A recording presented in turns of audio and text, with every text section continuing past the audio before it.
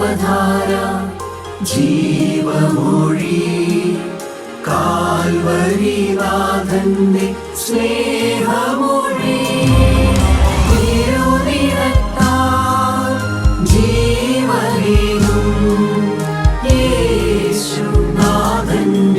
ജീവമൊഴി ജീവധാര ജീവധാര ജീവധാര.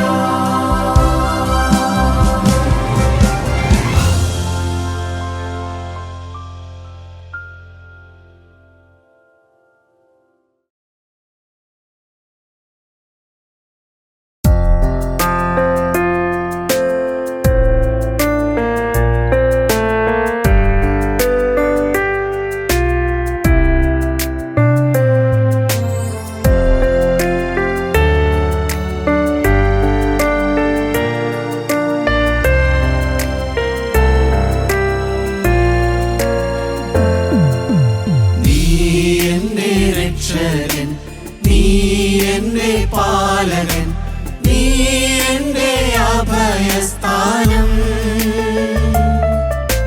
നീ എന്റെ രക്ഷകൻ, നീ എന്റെ പാലകൻ, നീ എന്റെ അഭയസ്ഥാനം. നീറിടും വേളയിൽ നീ എനിക്കേകിടും നന്മയിൻ നീരുറവാ. നീറിടും വേളയിൽ നീ എനിക്കേകിടും നന്മയിൻ നീരുറവാ.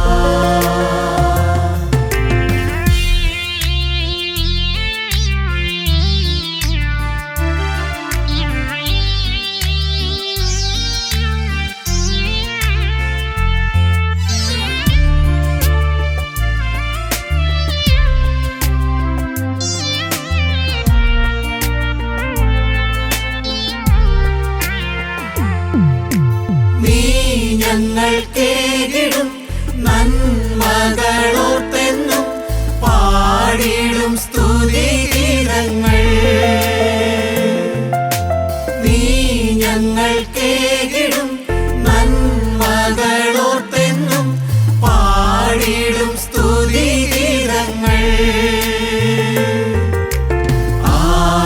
ആനന്ദഗാനങ്ങൾ ആകുല നേരത്തും പാടി ഞാൻ ആശ്വസിക്കും. ആനന്ദഗാനങ്ങൾ ആകുല നേരത്തും പാടി ഞാൻ ആശ്വസിക്കും. നീറിടും വേളയിൽ നീ എനിക്കേകിടും നന്മയിൻ നീരുറവാ. നീറിടും വേളയിൽ നീ എനിക്കേകിടും നന്മയിൻ നീരുറവാ.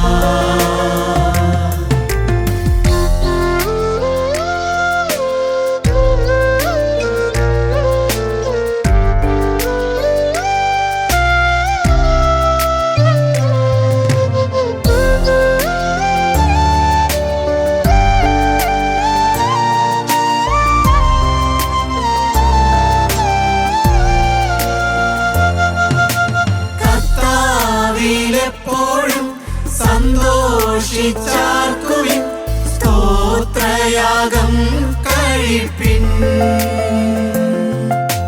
കർത്താവിലെപ്പോഴും സന്തോഷിച്ചാർക്കുവിൻ, സ്തോത്രയാഗം കഴിപ്പിൻ.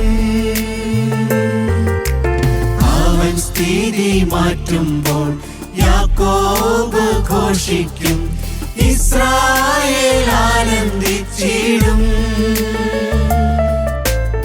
അവൻ സ്ഥിതി മാറ്റുമ്പോൾ യാക്കോബ് ഘോഷിക്കും, ഇസ്രായേൽ ആനന്ദിച്ചിടും. നീറിടും വേളയിൽ നീ എനിക്കേകിടും നന്മയിൻ നീരുറവാ. നീറിടും വേളയിൽ എനിക്കേകിടും നന്മയിൻ നീരുറവാ. നീറിടും വേളയിൽ നീ എനിക്കേകിടും നന്മയിൻ നീരുറവാ.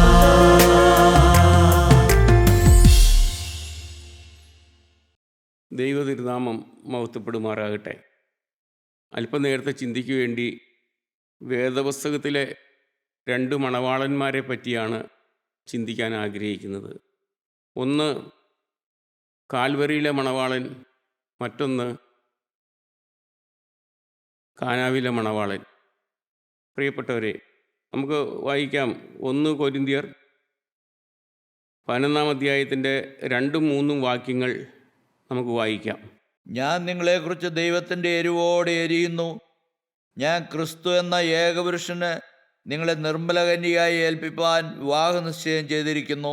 സർപ്പം ഹവ്വായെ ഉപായത്താൽ ചതിച്ചതുപോലെ ക്രിസ്തുവിനോടുള്ള ഏകാഗ്രതയും നിർമ്മലതയും വിട്ട് വഷളായി പോകുമോ എന്ന് ഞാൻ ഭയപ്പെടുന്നു. 2-ാമത്തെ മണവാളൻ നാം വായിക്കുന്നത് കാനാവിലെ മണവാളനാണ്. നമുക്ക് വായിക്കാം യോഹന്നാൻ്റെ സുവിശേഷം 2-ാം അധ്യായത്തിൻ്റെ 2, 9, 10 വാക്യങ്ങൾ നമുക്ക് വായിക്കാം. യേശുവിനെയും ശിഷ്യന്മാരെയും കല്യാണത്തിന് ക്ഷണിച്ചിരുന്നു. അത് എവിടെ നിന്ന് എന്ന് വെള്ളം കോരിയ ശുശ്രൂഷക്കാരല്ലാതെ വിരുന്നുവാഴി അറിഞ്ഞില്ല. വീഞ്ഞായി തീർന്ന വെള്ളം വിരുന്നുവാഴി രുചി നോക്കിയാറെ മണവാളനെ വിളിച്ചു. എല്ലാവരും ആദ്യം നല്ല വീഞ്ഞും ലഹരി പിടിച്ച ശേഷം എളുപ്പമായതും കൊടുക്കുമാറുണ്ട്. നീ നല്ല വീഞ്ഞ് ഇതുവരെയും സൂക്ഷിച്ചു വെച്ചുവല്ലോ എന്ന് പറഞ്ഞു. ദൈവത്തിന് സ്തോത്രം. പ്രിയപ്പെട്ടവരെ, 2 മണവാളന്മാർക്കും വേദനാ വിഷയങ്ങളുണ്ട്. 1-ാമത്തെ മണവാളൻ്റെ വേദനാ വിഷയം എന്താണെന്ന്, തൻ്റെ മണവാട്ടി വഴിതെറ്റിപ്പോകുമോ, തൻ്റെ മണവാട്ടി തന്നിൽ നിന്നും മാറിപ്പോകുമോ എന്നുള്ളതായ ആ ഒരു വേദനയാണ് കാൽവരിയിലെ മണവാളനെ പറ്റി നമുക്ക് കാണാൻ സാധിക്കുന്നത്. എന്നാൽ കാനാവിലെ മണവാളൻ്റെ വിഷയം എന്താണെന്ന് വെച്ചാൽ, തൻ്റെ കല്യാണം ഉദ്ദേശിക്കുന്ന രീതിയിൽ നന്നായിട്ട് നടത്തുവാൻ സാധിക്കുന്നില്ല. ഇന്നത്തെ രീതിയിൽ പറഞ്ഞാൽ അടിപൊളിയായിട്ട് കല്യാണം നടത്താൻ സാധിക്കുന്നില്ല. അതാണ് കാനാവിലെ മണവാളിൻ്റെ വിഷയം. കാരണം യഹൂദന്മാരുടെ കല്യാണം, അങ്ങനെയുള്ള വിശേഷ ദിവസങ്ങളിലെല്ലാം അവർ വീഞ്ഞ് കൊടുക്കുന്ന ഒരു പതിവുണ്ടായിരുന്നു. എന്നാൽ കാനാവിലെ മണവാളിൻ്റെ വീട്ടിലെ കല്യാണത്തിന് അന്ന് വീഞ്ഞ് തികഞ്ഞില്ല.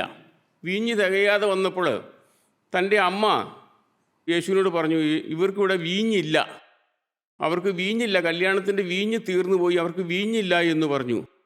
യേശു അന്നേരം അവിടെയുള്ള വേലക്കാരോട് പറഞ്ഞു, നിങ്ങൾ ഇവിടെയുള്ള പാത്രങ്ങളിൽ നിറപ്പീൻ എന്ന് പറഞ്ഞു. വെള്ളം, പച്ചവെള്ളം കോരി നിറയ്ക്കാൻ പറഞ്ഞു. അവിടെ 6 കൽപ്പാത്രങ്ങൾ ശൂന്യമായത്, ഒന്നുമില്ലാത്ത 6 കൽപ്പാത്രങ്ങൾ ഉണ്ടായിരുന്നു. ആ 6 കൽപ്പാത്രങ്ങളിൽ അവർ വെള്ളം കോരി വക്കോളം നിറച്ചു.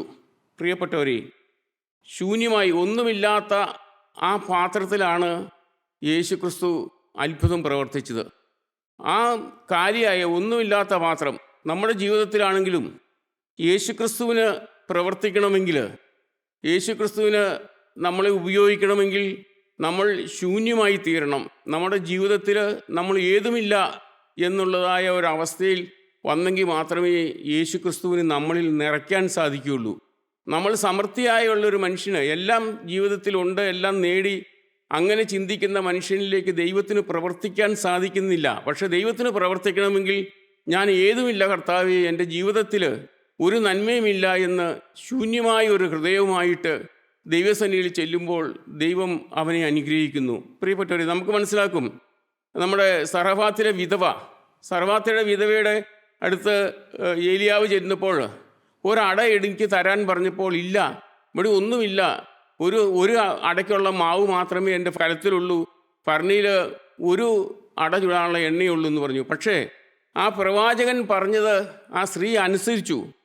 ആ ഒന്നുമില്ലാത്ത അവസ്ഥയിൽ നിന്നും ആ സ്ത്രീയും പ്രവാചകനും അതിൻ്റെ കുഞ്ഞുങ്ങളും തൻ്റെ സ്വന്തക്കാരും എല്ലാം ക്ഷാമകാലം മുഴുവനും 3-3.5 വർഷം സമൃദ്ധിയായിട്ട് ഭക്ഷണം കഴിച്ചു. കാരണം അവരുടെ ജീവിതത്തിൽ ഒന്നുമില്ല. കാരണം ക്ഷാമവും കണ്ടമാനം കഠിനമായിട്ട് വരുന്നു, ഒന്നുമില്ല, വൃക്ഷങ്ങൾ എല്ലാം ഉണങ്ങി തുടങ്ങി, പുല്ലില്ല, കന്നുകാലികൾ ചത്തു തുടങ്ങി, ഒന്നുമില്ലാത്ത ശൂന്യമായി കിടന്ന് അവർ ആ ഒരടയും ആ ഒരു അല്പം വെള്ളവും കുടിച്ചിട്ട് മരിക്കാനിരിക്കുന്ന സമയത്താണ് ഈ പ്രവാചകൻ ചെല്ലുന്നതും പ്രവാചകനായിട്ട് സംസാരിക്കുന്നതും പ്രവാചകൻ പറഞ്ഞ വാക്ക് അവരനുസരിക്കുകയും ചെയ്തത്. ശൂന്യമായി കിടന്നതായ ആ പാത്രത്തിൽ ദൈവം അവർക്ക് നിറച്ചു കൊടുത്തു, ധാരാളം കൊടുത്തു. പ്രിയപ്പെട്ടവരെ, നമ്മുടെ ജീവിതത്തിൽ നമ്മൾ ശൂന്യമായി കിടക്കുമ്പോൾ മാത്രമേ ദൈവത്തിന് നമ്മൾ പ്രവർത്തിക്കാൻ പറ്റുള്ളൂ. ഒന്ന്. രണ്ടാമത്, യേശുക്രിസ്തു പറഞ്ഞത് അവരനുസരിച്ചു. യേശുക്രിസ്തു അവരോട് പറഞ്ഞു, നിങ്ങൾ പാത്രങ്ങളിൽ ഉള്ള കൽപ്പാത്രങ്ങൾ എത്രയോ? 6 കൽപ്പാത്രങ്ങളുണ്ട്. ആ 6 കൽപ്പാത്രങ്ങളിൽ നിങ്ങൾ വെള്ളം നിറയ്ക്കാൻ പറഞ്ഞു. അവിടെയുള്ള ജോലിക്കാർ അതനുസരിക്കുകയും 6 കൽപ്പാത്രങ്ങളിൽ നിറയ്ക്കുകയും ചെയ്തു. പ്രിയപ്പെട്ടവരെ, അവർ യേശു പറഞ്ഞത് അനുസരിച്ചു. യേശു പറഞ്ഞത് അനുസരിച്ചു. രണ്ടാമത്തെ അനുഗ്രഹം എന്താണെന്ന് പറഞ്ഞാൽ, യേശുവിനെയും ശിഷ്യന്മാരെയും അവർ കല്യാണത്തിന് ക്ഷണിച്ചിരുന്നു. ശിഷ്യന്മാരെയും യേശുവിനെയും കല്യാണത്തിന് ക്ഷണിച്ചതുകൊണ്ടാണ് അവിടെ ഈ അനുഗ്രഹങ്ങളെല്ലാം ഉണ്ടാവാൻ കാരണം. പ്രിയപ്പെട്ടവരെ, നമ്മുടെ വീട്ടിൽ ഇങ്ങനൊരു കല്യാണം നടക്കുകയാണെങ്കിൽ നമ്മൾ യേശുവിനെ ക്ഷണിക്കാറുണ്ടോ? നമ്മുടെ വീട്ടിൽ പല പല കാര്യങ്ങളും നടക്കാറുണ്ട്. ഭവന കൂദാശ നടക്കാറുണ്ട്. പുതിയ വീടുകൾ പണിയുന്ന സമയത്ത്, അല്ലെങ്കിൽ നമ്മുടെ കല്യാണത്തിൻ്റെ എൻഗേജ്മെൻറ്റിൻ്റെ സമയത്ത്, അല്ലെങ്കിൽ കല്യാണത്തിൻ്റെ സമയത്ത് നമ്മൾ യേശുവിനെ വിളിക്കാറില്ല. മനുഷ്യന് യേശു ഒരു പ്രശ്നമല്ല. യേശു ആരും അല്ല. ആ സമയത്ത് അവർ ലോകപ്രകാരം ജീവിക്കുകയും ലോകപ്രകാരം ചിന്തിക്കുകയും ലോകത്തിൻ്റെ മോഹങ്ങളിൽ കൂടി ഓടി നടന്ന് അവരുടെ കാര്യങ്ങൾ അവർ നടത്തിയിരിക്കുന്നു. അവർ യേശുവിനെ വിളിക്കാറില്ല. എന്നാൽ ഈ യേശുവിനെ ആ കല്യാണത്തിന് ക്ഷണിച്ചതുകൊണ്ട് തന്നെയാണ് അവരുടെ കുടുംബത്തിലെ ആ ക്ഷാമം ദൈവം മാറ്റിക്കൊടുത്തത്. ദൈവത്തിന് സ്തോത്രം. പ്രിയപ്പെട്ടവരെ, സക്കായിയുടെ വീട്ടിലേക്ക് യേശു കടന്നു ചെന്നതുകൊണ്ട് ആ വീടിന് രക്ഷ കിട്ടി. യേശു എവിടെയെല്ലാം ചെന്നിട്ടുണ്ടോ അവിടെയെല്ലാം അനുഗ്രഹങ്ങൾ കിട്ടിയിട്ടുണ്ട്. നമുക്ക് വായിക്കാം. യേശു യായിറോസിൻ്റെ പള്ളിപ്രമാണിയുടെ വീട്ടിൽ യേശു ചെല്ലുന്ന വിവരം നമുക്കറിയാം. മർക്കോസിൻ്റെ സുവിശേഷം 5-ാം അധ്യായത്തിൻ്റെ 21-ാം വാക്യം നമുക്ക് വായിക്കാം. പള്ളിപ്രമാണിയിൽ യായിറോസ് എന്നു പേരുള്ള ഒരുത്തൻ വന്നു. അവനെ കണ്ട് കാൽക്കൽ വീണു. എൻ്റെ കുഞ്ഞുമകൾ അത്യാസന്നത്തിലിരിക്കുന്നു. അവൾ രക്ഷപ്പെട്ട് ജീവിക്കേണ്ടതിന് നീ വന്ന് അവളുടെ മേൽ കൈവയ്ക്കണമേ എന്ന് വളരെ അപേക്ഷിച്ചു. ദൈവത്തിന് സ്തോത്രം. യായിറോസ് എന്ന് പറയുന്നത് പള്ളിപ്രമാണി. അദ്ദേഹം യേശുവിനെ പറ്റി ധാരാളം കേട്ടിട്ടുണ്ട്. യേശു അത്ഭുതങ്ങൾ പ്രവർത്തിക്കുന്ന കാര്യങ്ങളും യേശു അനേകർക്ക് സൗഖ്യം വരുത്തുന്ന കാര്യങ്ങളും അനേക ഭവനത്തിൽ യേശു ചെന്നിട്ട് ആ വീട്ടിലെല്ലാം അനുഗ്രഹങ്ങൾ കിട്ടിയ കാര്യങ്ങളും ഈ പള്ളിപ്രമാണി കേട്ടിട്ടുണ്ട്. അപ്പോൾ യേശുവിനെ കാണാനായിട്ട് യേശുവിൻ്റെ മകള് ദീനമായി കിടക്കുകയാണ്. വളരെ അസുഖം കൂടുതലാണ്. പക്ഷേ എങ്ങനെയെങ്കിലും യേശുവിനൊന്ന് കണ്ടാൽ, യേശു എൻ്റെ വീട്ടിലൊന്ന് വന്നാൽ എൻ്റെ മകൾക്ക് സൗഖ്യം കിട്ടും എന്ന് ഈ പള്ളിപ്രമാണിക്കറിയാം. പള്ളിപ്രമാണി യേശുവിൻ്റെ അടുത്ത് വന്നു. നമുക്ക് വായിക്കാം. അതിൻ്റെ 5:35 കൂടെ വായിച്ച് കേൾക്കാം. ഇങ്ങനെ പറഞ്ഞുകൊണ്ടിരിക്കുമ്പോൾ തന്നെ പള്ളിപ്രമാണിയുടെ വീട്ടിൽ നിന്ന് ആൾ വന്നു. നിന്റെ മകൾ മരിച്ചുപോയി, ഗുരുവിനെ ഇനി അസഹ്യപ്പെടുത്തുന്നത് എന്തിന് എന്ന് പറഞ്ഞു. ദൈവത്തിന് സ്തോത്രം. പ്രിയപ്പെട്ടവരെ, അങ്ങനെ യേശുവായിട്ട് സംസാരിച്ച് നിൽക്കുമ്പോൾ കുറച്ചു നേരം കഴിയുമ്പോൾ വീട്ടിൽ നിന്നും ആൾ ഓടി വന്നു. നിങ്ങൾ യേശുവിനെ ഇനി ശല്യപ്പെടുത്തേണ്ട, കുഞ്ഞു മരിച്ചുപോയി, ഇനി ആ യേശുവിനെ നിങ്ങൾ ബുദ്ധിമുട്ടിപ്പിക്കേണ്ട, യേശു വരേണ്ട കാര്യമില്ല എന്ന് പറഞ്ഞു. യേശു അന്നേരം എന്ത് പറഞ്ഞു? വീട്ടിലേക്ക് പോകാമെന്ന് പറഞ്ഞു. യേശു ആ പള്ളിപ്രമാണിയോട് കൂടെ 3 ശിഷ്യന്മാരെയും വിളിച്ചുകൊണ്ട് യേശു അവരുടെ വീട്ടിലേക്ക് ചെന്നു. വീട്ടിൽ ചെന്ന് കഴിഞ്ഞപ്പോൾ അവിടെ ജനങ്ങൾ ധാരാളമുണ്ട്. യേശുവിനെ കണ്ടവർ പറഞ്ഞു, കുരുടന് കാഴ്ച കൊടുത്ത് ഇവന് സൗഖ്യം കൊടുക്കാൻ സാധിക്കുമല്ലോ, അങ്ങനെ പല കാര്യങ്ങളും പറഞ്ഞു. പക്ഷേ ഈ യേശു വീട്ടിലേക്ക് ചെന്ന് കഴിഞ്ഞപ്പോൾ പലരും പരിഹസിച്ചു. കുഞ്ഞ് മരിച്ചിട്ടില്ല, ഉറങ്ങുക അത്രേ ചെയ്യുന്നതെന്ന് പറയുമ്പോൾ പലരും പരിഹസിച്ചു. പക്ഷേ യേശുത്തേക്ക് കടന്ന് കുഞ്ഞിനെ കൈക്ക് പിടിച്ച് എഴുന്നേൽപ്പിച്ചു. ആ കുഞ്ഞിന് സൗഖ്യം വന്നു. പ്രിയപ്പെട്ടവരെ, യേശു ആ ഭവനത്തിൽ ചെന്നതുകൊണ്ടാണ് അവർക്ക് ആ കുഞ്ഞിന് സൗഖ്യം കിട്ടിയത്. മരിച്ച കുഞ്ഞ് ഉയർത്തെഴുന്നേൽക്കാൻ കാരണം യേശു ആ വീട്ടിൽ ചെന്നതുകൊണ്ടാണ്, യേശുവിനെ ആ വീട്ടിലേക്ക് ക്ഷണിച്ചതുകൊണ്ടാണ്. പ്രിയപ്പെട്ടവരെ, നമ്മുടെ വീട്ടിലെ പ്രയാസങ്ങൾക്കും ദുഃഖങ്ങൾക്കും എല്ലാം നമ്മുടെ ജീവിതത്തിൽ നമ്മുടെ പ്രശ്നങ്ങൾക്ക് പരിഹാരം കിട്ടണമെങ്കിൽ നാം യേശുക്രിസ്തുവിനെ നമ്മുടെ വീട്ടിലേക്ക് ക്ഷണിക്കണം. യേശുക്രിസ്തുവിനെ നമ്മുടെ ഹൃദയത്തിലേക്ക് സ്വീകരിക്കണം. യേശുക്രിസ്തുവിനെ നമ്മളുടെ സ്വന്തം നാഥനും കർത്താവും രക്ഷിതാവുമായിട്ട് നമ്മുടെ ഹൃദയത്തിലേക്ക് സ്വീകരിക്കുമ്പോൾ യേശു നമ്മളിൽ നമ്മുടെ മരിച്ചു കിടക്കുന്നതായ നമ്മുടെ ജീവിതത്തെ യേശു ഉയർപ്പിക്കും. നമുക്ക് പ്രത്യാശ തരും, നമുക്ക് സന്തോഷം തരും, നമുക്ക് ഉല്ലാസം തരും.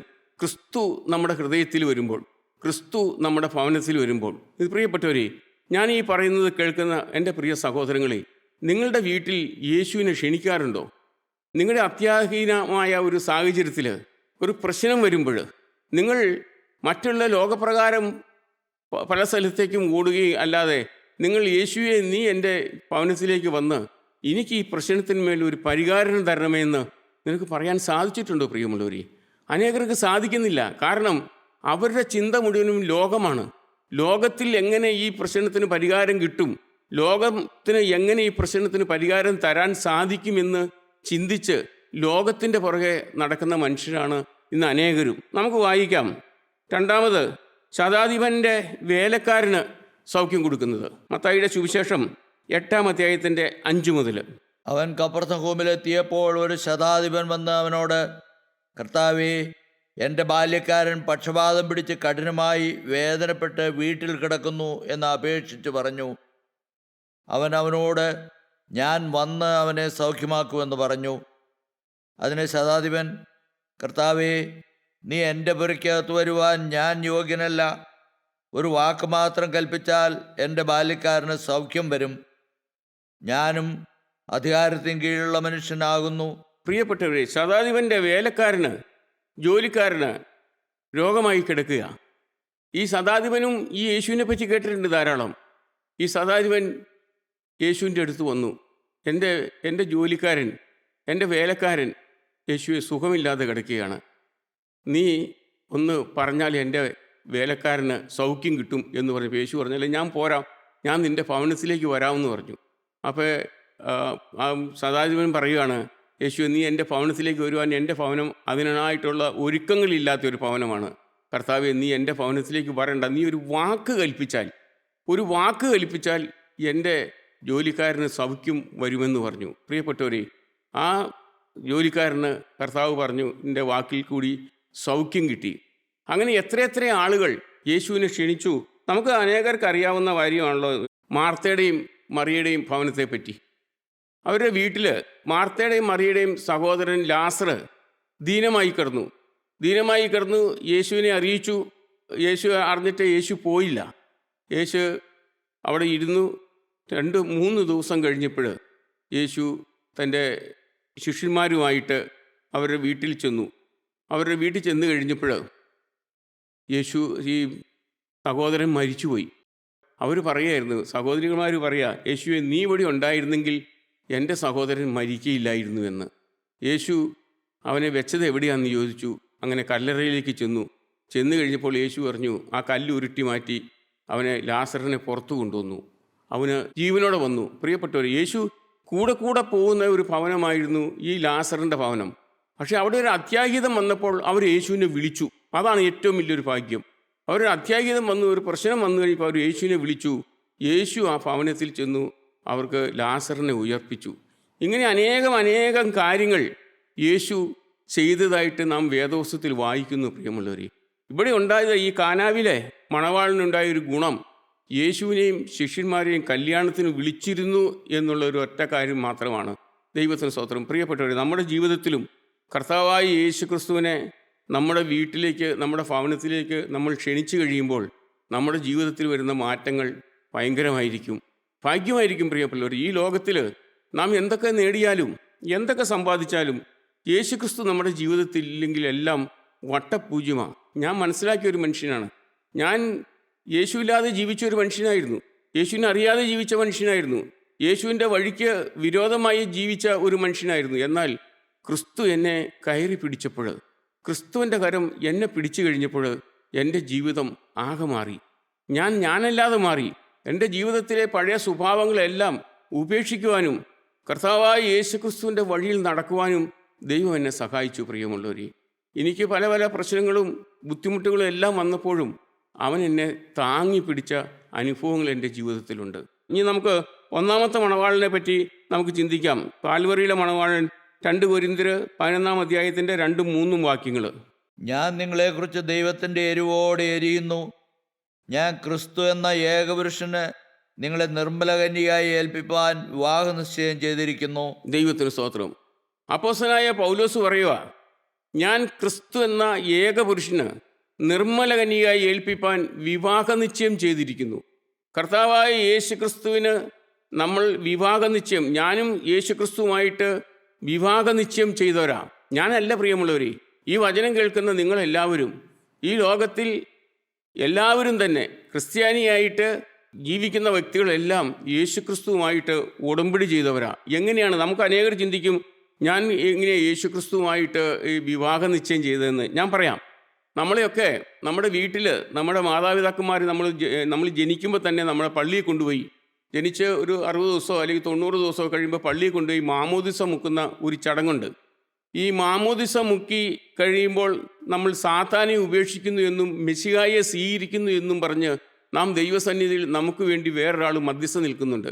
അങ്ങനെ സാത്താനെ ഉപേക്ഷിച്ച് യേശുക്രിസ്തുവിനെ സ്വന്തം കർത്താവും രക്ഷിതാവുമായി നമ്മുടെ ഹൃദയത്തിലേക്ക് സ്വീകരിച്ച് ക്രിസ്തു നമ്മുടെ മണവാളിനും നാം ഓരോരുത്തരും മണവാട്ടിമാരുമായിട്ട് മാറിത്തീരുന്നതായ ഒരനുഭവമാണ് പ്രിയപ്പെട്ടവർ. എന്നാൽ പക്ഷെ നമ്മൾ ക്രിസ്തുവിൽ നിന്നും ഇന്ന് മാറിയാണ് അനേകർ ജീവിക്കുന്നത്.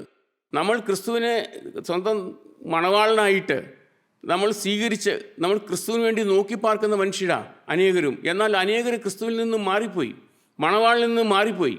ഞാൻ പറയാം, നമ്മുടെയൊക്കെ മക്കളുടെ വിവാഹം നടക്കുമ്പോൾ നമ്മൾ ഒരു എൻഗേജ്മെൻറ്റ് എന്ന് പറഞ്ഞ് നടത്തുന്ന ഒരു പരിപാടിയുണ്ട്, കല്യാണം ഉറപ്പീര്. ഈ കല്യാണം ഉറപ്പീരിന് നമ്മൾ ഇന്ന ദിവസം ഇത്രാം തീയതി വരൻ്റെ വീട്ടിൽ നിന്നും വധുവിൻ്റെ വീട്ടിൽ നിന്നും വന്ന് കല്യാണം ഉറപ്പിക്കും. ഇന്ന ദിവസം ഇത്രാം തീയതി കല്യാണമാണ് എന്നും പറഞ്ഞ് ഒരു വർഷം കഴിഞ്ഞായിരിക്കും കല്യാണം ചിലപ്പോൾ നടക്കുന്നത്. ഇതിന് ശേഷം ഈ മണവാളൻ വിദേശ രാജ്യത്തേക്ക് ജോലിക്ക് പോയി എന്നിരിക്കട്ടെ, ജോലിക്ക് പോയിട്ട് കല്യാണത്തിൻ്റെ സമയത്ത് തൻ്റെ മണവാട്ടിക്ക് ആവശ്യമായ ആഭരണങ്ങളും വിരിപ്പാവും എല്ലാം എടുത്ത് തിരിച്ചു വരിക കല്യാണം കഴിക്കാനായിട്ട്. വരുമ്പോൾ എയർപോർട്ടിൽ കൊണ്ടുവരാനായിട്ട്, മണവാളിനെ കൊണ്ടുവരാനായിട്ട് മണവാളിൻ്റെ വീട്ടിൽ നിന്നും ആൾക്കാർ ചെന്നു. എയർപോർട്ടിൽ നിന്നും വരുന്ന കാറിൽ വെച്ച് മകനോട് പറഞ്ഞു, മോനെ, നമ്മൾ കല്യാണം ഉറപ്പിച്ചു വെച്ചിരിക്കുന്നതായ ആ സ്ത്രീ മറ്റൊരു പുരുഷനുമായിട്ട് ജീവിക്കുകയാണെന്ന് പറഞ്ഞാൽ പ്രിയപ്പെട്ടവർ, ആ കല്യാണം നടക്കില്ല. കാരണം അത് വേറെ ഒരു പുരുഷനുമായിട്ട് ബന്ധത്തിലായിപ്പോയി. ഇന്ന് ഇത് തന്നെയാണ് നമ്മുടെ അനേകരുടെയും ജീവിതത്തിൽ വന്നിരിക്കുന്നത്. നാം ക്രിസ്തു എന്ന ഏകപുരുഷനെ നിർമ്മല കന്യയായി ഏൽപ്പിപ്പാൻ വിവാഹ നിശ്ചയം ചെയ്ത വ്യക്തികളാണ് നമ്മൾ ഓരോരുത്തരും. എന്നാൽ നാം ക്രിസ്തുവിൽ നിന്നും മാറി മറ്റൊരു വഴിയിൽ ജീവിക്കുന്നു. വേറെ മണവാളനുമായിട്ടാണ് നമ്മുടെ ജീവിതം. ക്രിസ്തു നമ്മളിൽ നിന്ന് മാറിപ്പോയി പ്രിയമുള്ളവരെ. അതുകൊണ്ട് ഈ ക്രിസ്തു എന്ന ഏകപുരുഷൻ നമ്മളിൽ നിന്ന് മാറിക്കഴിയുമ്പോൾ ആ വിവാഹം നടക്കുകയില്ല. കർത്താവായ യേശുക്രിസ്തുവിൻ്റെ രണ്ടാമത്തെ വരവെങ്കിൽ നമ്മുടെ പുനരുത്ഥാന നാളിൽ നമ്മൾ അവനോടുകൂടെ പറന്നു പോകണമെങ്കിൽ നാം ക്രിസ്തുവിൽ ജീവിക്കണം, ക്രിസ്തുവുള്ളവരായിട്ട് ജീവിക്കണം, ക്രിസ്തുവിന് വേണ്ടി ജീവിക്കണം. ദൈവത്തിന് സ്തോത്രം. അതാണ് ഈ രണ്ടാമത്തെ മണവാളിൻ്റെ വിഷമം. എന്താണെന്ന് വെച്ചാൽ തൻ്റെ മണവാട്ടി തെറ്റിപ്പോകുന്നു, വഴി തെറ്റിപ്പോകുമോ എന്നുള്ളതായ ഒരു വിഷമമാണ് ഈ മണവാളിൻ്റെ ജീവിതത്തിലുള്ളത്. പ്രിയപ്പെട്ടവരെ, നാം ചിന്തിക്കണം, കർത്താവായ യേശുക്രിസ്തുവിന് വേണ്ടി ജീവിതം ഏൽപ്പിച്ചു കൊടുക്കുക. അതുമാത്രമേ ഈ ലോകത്തിൽ ബാക്കിയുള്ളൂ. നമ്മൾ എന്ത് സമ്പാദിച്ചാലും നാം എന്തെല്ലാം ഉണ്ടാക്കിയാലും അതെല്ലാം ശവക്കുഴി വരെ നമുക്കൊന്നും കൊണ്ടുപോകാൻ സാധിക്കില്ല. നാം എല്ലാം ഒരു ഇട്ടേച്ചു പോകും. നാം ഒരു സാധനം പോലും, ഒരു 10 പൈസ പോലും നമുക്ക് കൊണ്ടുപോകാൻ പറ്റില്ല. നമ്മുടെ കൂട്ടുകാരെ ഒന്ന് കണ്ട് ഒരു യാത്ര പറയാൻ പോലും നമുക്ക് സാധിക്കില്ല. കാരണം മരണദൂതൻ വന്ന് നമ്മളെ പിടികൂടുമ്പോൾ നമുക്ക് പിന്മാറിപ്പോവാൻ സാധിക്കില്ല. അവൻ അങ്ങനെ തന്നെ നമ്മളെ വിളിച്ചുകൊണ്ട് പോകും. നമ്മൾ നേടിയതൊന്നും കൊണ്ടുപോകാൻ സാധിക്കില്ല. ഈ ലോകത്തിൽ എന്തെല്ലാം നേടിയാലും എന്തെല്ലാം സമ്പാദിച്ചാലും ഒന്നും കൊണ്ടുപോകാൻ നമുക്ക് സാധിക്കില്ല. എല്ലാം നാം ഇവിടെ ഇട്ട് എറിഞ്ഞിട്ട് പോകണം. പിതാക്കന്മാർ ഈ ശവസംസ്കാര ശുശ്രൂഷയിൽ ഒരു പാട്ട് പാടുന്നുണ്ട്.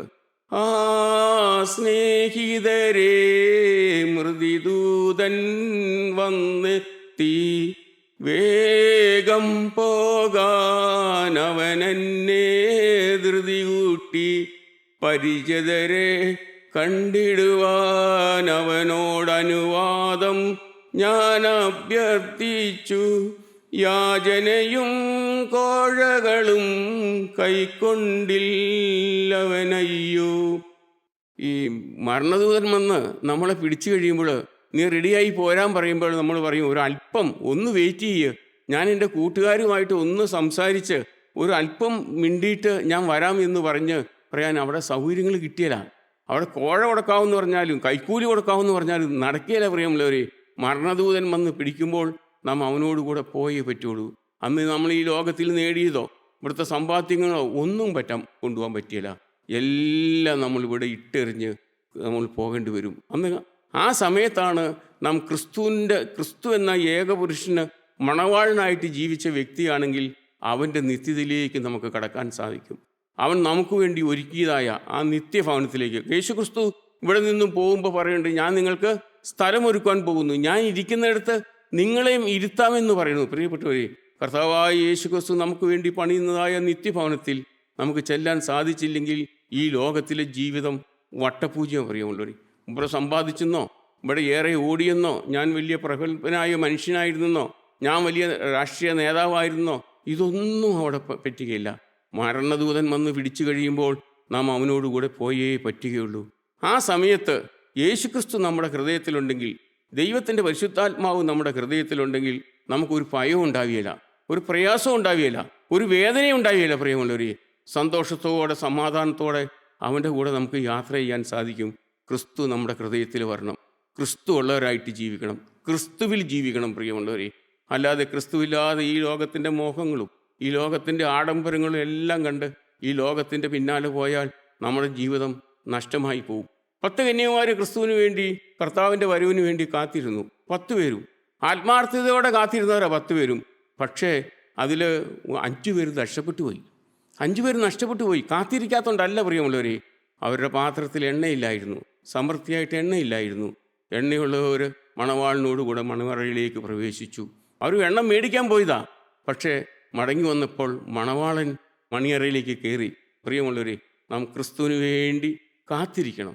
ക്രിസ്തുവിന് വേണ്ടി നിർമ്മലരായി ജീവിതത്തിൽ ഒരു പാപം ഏറ്റുപറഞ്ഞ് ഉപേക്ഷിക്കാത്ത ഒരു പാവം പോലും വെച്ചുകൊണ്ട് ഈ ഭൂമിയിൽ നിന്ന് നാം കടന്നു പോകാൻ നമുക്ക് ഇടവരരുത്. പ്രിയമുള്ളവരെ, ജീവിതത്തിൽ മനുഷ്യൻ എല്ലാവരും തെറ്റ് ചെയ്തവരാ, എല്ലാവരും പാപം ചെയ്ത് ജീവിച്ചവരാ പ്രിയമുള്ളവർ. എന്നാൽ കർത്താവായ യേശുക്രിസ്തുവിൻ്റെ രക്തത്തിൽ കഴിയാൽ തീരാത്ത ഒരു പാപവും ഒരു മനുഷ്യനും ചെയ്തിട്ടില്ല.